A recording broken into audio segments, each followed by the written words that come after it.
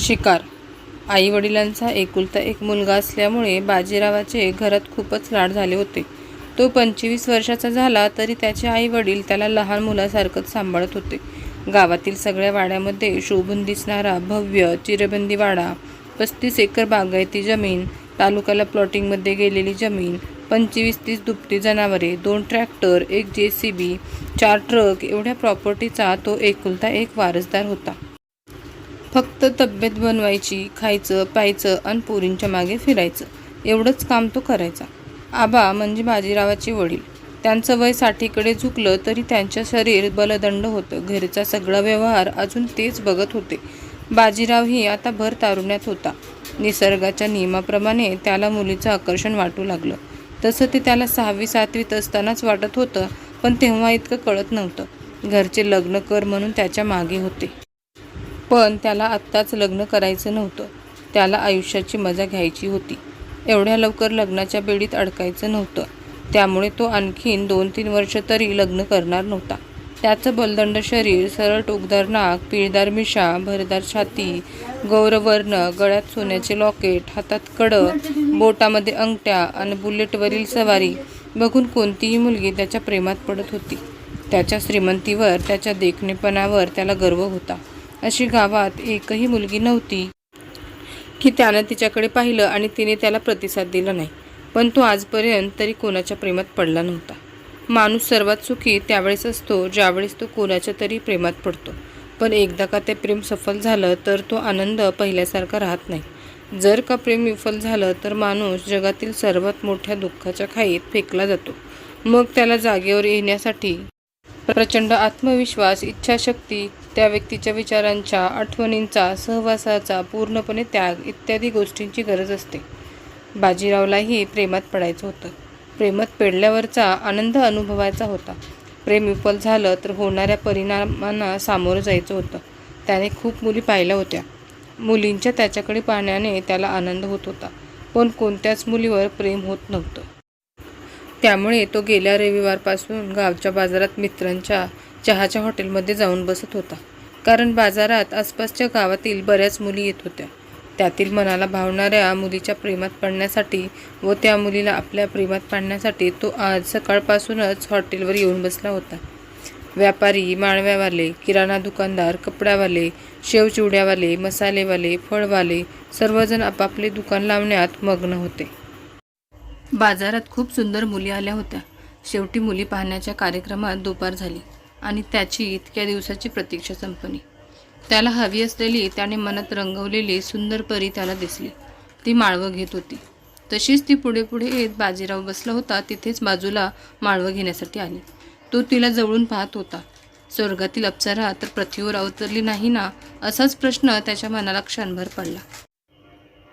तिचा गौरवर्ण, सुरेख व रेखीव शरीर, तिचं सुंदर हास्य, मनोमोहक अदा पाहून कोणीही तिच्या प्रेमात पडलं असतं.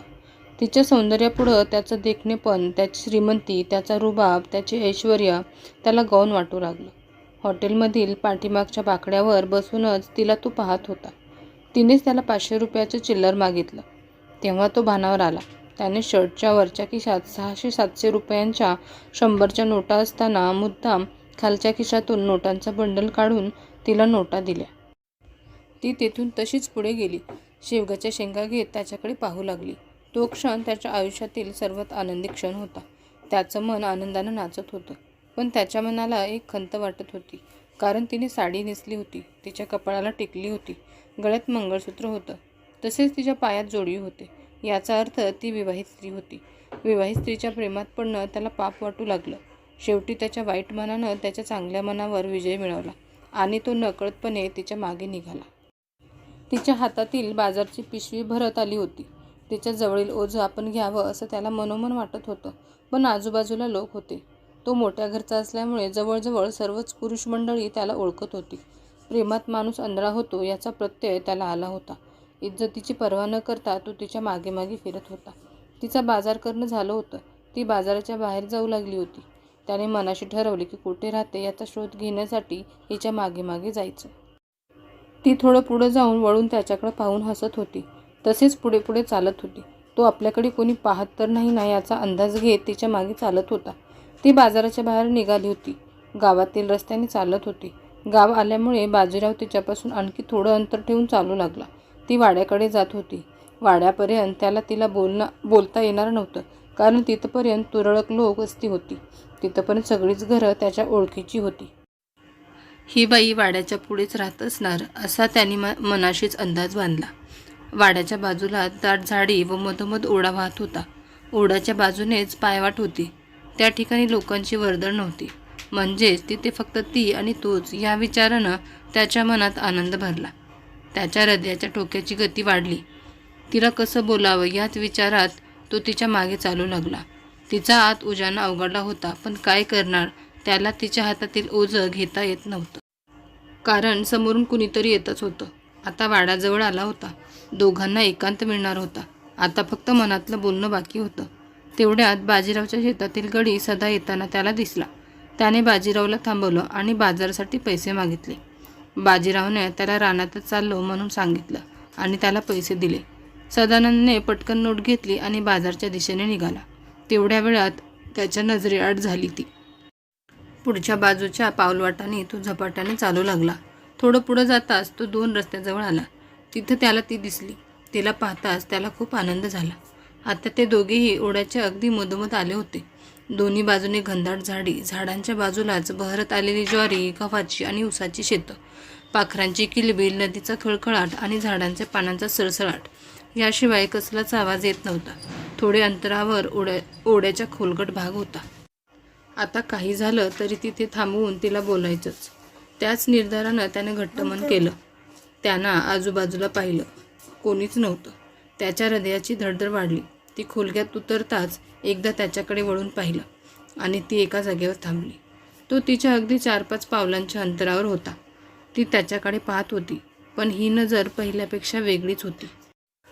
ती त्याच्याकडे पाहून राक्षसी हास्य हसत होती. त्याने बाजूला पाहिलं. झाडीत लपलेले बलदंड बांधल्याची 4-5 जणं हातात कुऱ्हाड्या, काट्या घेऊन त्याला घेरून उभे होते. क्षणार्धात त्याच्या डोक्यात लख्ख प्रकाश पडला. 15 दिवसापूर्वी याच जागेवर गव्हाणवाडीच्या ज्ञानू सावकारच्या पोराचा त्याच्या अंगावरील सोने व त्याच्याकडील पैसे लुबाडून निर्गुण खून झाला होता. म्हणजेच या स्त्रीने त्याची शिकार केली होती.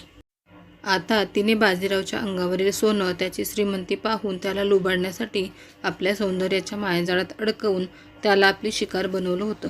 ती राक्षसी नजरेने त्याच्याकडे पाहत होती. ती 4-5 अर्धांड माणसं त्याच्याकडे कुऱ्हाड घेऊन त्याला मारण्यासाठी त्याच्याकडे सरसावली. त्याने क्षणार्धात चित्त्याच्या चपळीने माती घेतली आणि त्यांच्या डोळ्यात फेकली. दगड हातात घेऊन एक जणाच्या डोक्यात मारला. आता तो पळत सुटला. तो थेट गावच्या बाहेर येईपर्यंत थांबलाच नाही. त्याने वस्तीवरील लोक घेऊन त्या स्त्रीचा व तिच्या साथीदारांचा शोध घेण्याचा प्रयत्न केला, पण ते त्याच्या हाती लागले नाहीत. इतकी सुंदर स्त्री इतकी घातक असेल यावर त्याचा विश्वास बसत नव्हता. तिची ओळख नसताना, तिचा स्वभाव माहीत नसताना बाजीराव फक्त तिच्या सौंदर्याला पाहून तिच्या प्रेमात पडला होता. त्याला खात्रीने माहिती होतं की आता ही कधीच बाजारात येणार नाही, कारण तिची शिकार तिच्या हातून सुटली होती. मित्रांनो, तुम्हाला ही कथा कशी वाटली हे मला कमेंट करून नक्कीच कळवा आणि अशाच नवनवीन कथा ऐकण्यासाठी चॅनेलला सबस्क्राईब करायला विसरू नका.